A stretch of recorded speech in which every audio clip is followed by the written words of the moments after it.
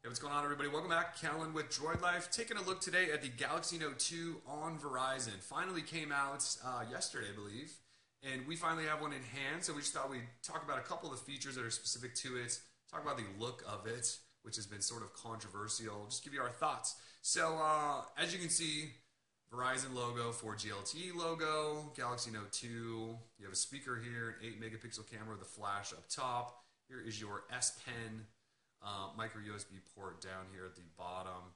You know, it's identical to all of the other Galaxy Note 2 variants, aside from a couple of little things which I'm just sort of holding off on for the moment. Building the suspense, I guess you could say. We do have a power lock switch over on this side, right there. There's a headphone jack up top and a noise canceling mic, it looks like. Volume rocker on the other side. So again, it has a quad-core processor, 4G LTE, 2 gig of RAM, 16 gigabytes of internal storage. It also has an SD card slot that can be expanded up to 64 gigabytes, so plenty of storage options there. 5.5-inch HD display on the front, Super AMOLED, HD Super AMOLED, I'm sorry.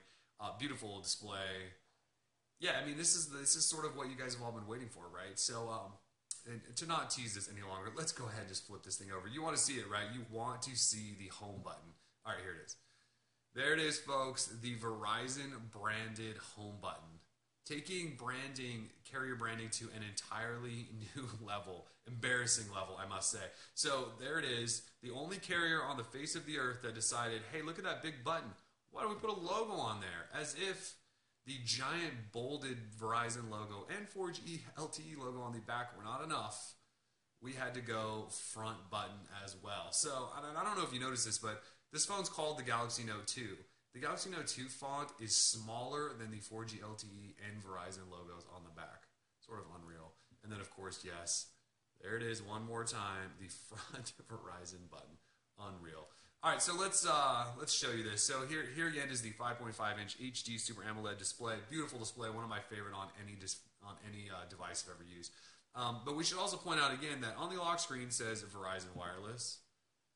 There it is, Verizon Wireless. And if you pull the notification bar down there also says Verizon Wireless. That gives us 4 Verizon Wireless mentions and a 4G LTE logo mention, all within about 2 seconds. That's sort of a bit much, Verizon. We get it. We know we bought this phone on Verizon. We also know that it runs on your network. We do not need to be reminded every single time we press home or do anything that it's on your network. My phone should not be an advertisement for the people sitting next to me on the bus or in a public place. Anyway, another rant for another day. Let's talk about some other stuff here. This is actually going to be another complaint. When you pull the notification bar down, just as Verizon did with the Galaxy S3 on their network, they removed the quick Wi-Fi toggle and instead put an ongoing notification that reminds you there are Wi-Fi networks available. So if we go ahead and turn Wi-Fi off, and let's go back here and I pull this down, it's still there. It still says Wi-Fi off. Please tap to turn on. And it won't go away. There's no way to get rid of that.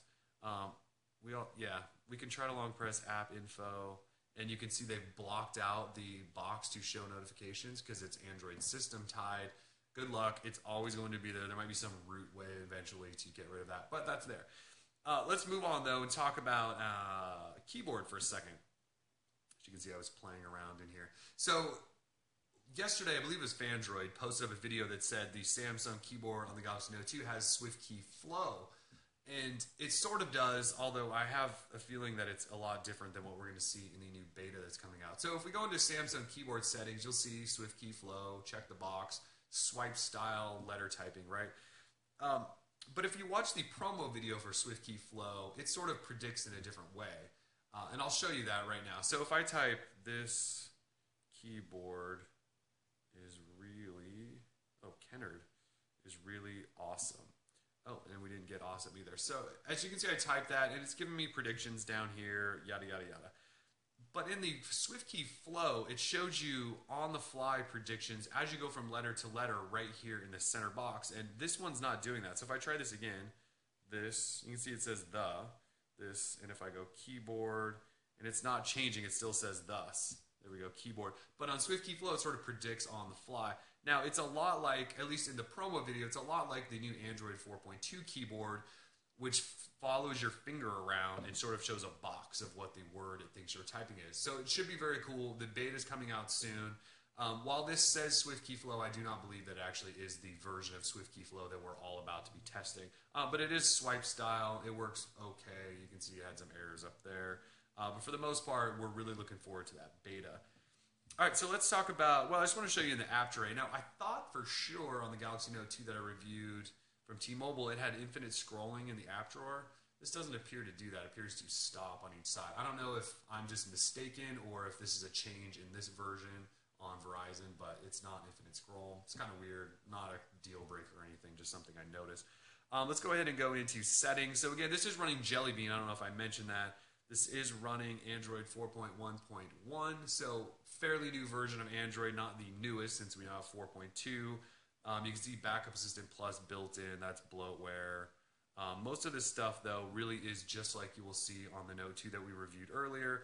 And one more time in the app drawer, we'll take a look for bloatware. So Amazon has made a deal with Verizon, so all their phones just have all of this Amazon stuff. You see Amazon, Kindle, MP3, Audible, those are all part of it. But the bloatware is not really excessive other than those. I mean, you do have mobile hotspot.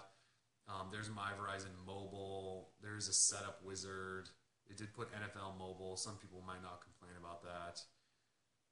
VZ Navigator, Viewdini. So there is definitely some bloat. Zappos, that's another Amazon app though. I don't find it as excessive as we've seen it in devices in the past. But anyway, enough about the complaining. Let's talk about multi-window for a second. So multi-window I did not have on the T-Mobile version. I don't know if an update's come out to change that or not. But multi-window is this cool multitasking feature that Samsung's built into the Note 2. Could be coming to the Galaxy S3, we'll see.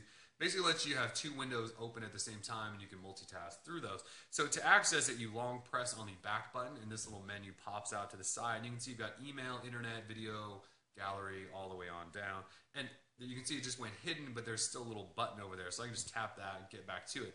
So how to use this, you basically grab an app. So I'll grab internet and you just drop the first one. So I have the Droid Life page pulled up and we'll let that sort of load in the back. But let's say I want to look at some pictures while that's doing that. I can go top or bottom here, and it'll split the screen for me. So now I have browser up here, fully functional, pinch to zoom, fully functional browser. And I also have a gallery down here, and I can swipe between pictures. Pinch to zoom also works down here. So I can actually resize these as well if I want to see more browser or more gallery. If I want to flip-flop these, I don't know why you would, but sometimes you might need to. There's a little button right. Let's see if we can get that back. Or not. That's kind of weird. Well, there it is up top. I can tap that and flip-flop these. But you should be able to, there we go. Should be able to do it up there too.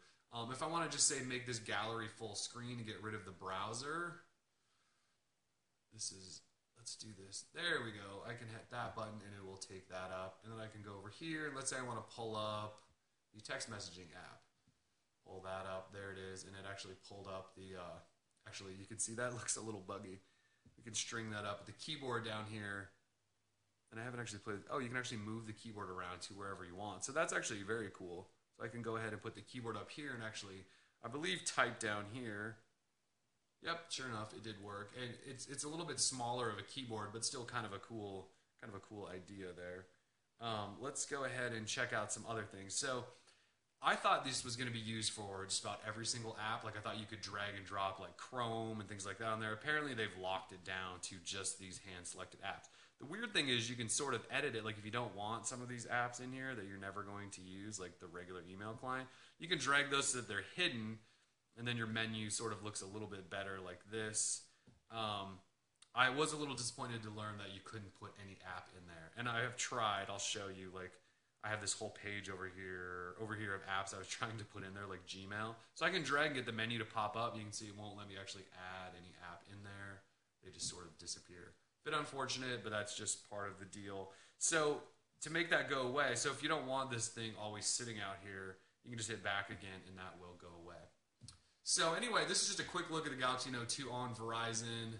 Again, there's that ridiculous home button. But I mean, it is just to say it's a Galaxy Note 2 just like you've seen like in our review from T-Mobile, the AT&T version. You know, they're all identical. They have LTE.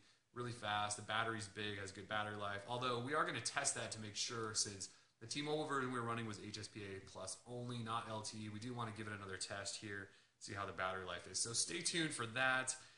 We'll see if we do a review of this or not. There really is not a whole lot different other than maybe a battery life test. So anyway, Verizon Galaxy Note 2 finally out, $299 on contract. We are Droid Life. Peace.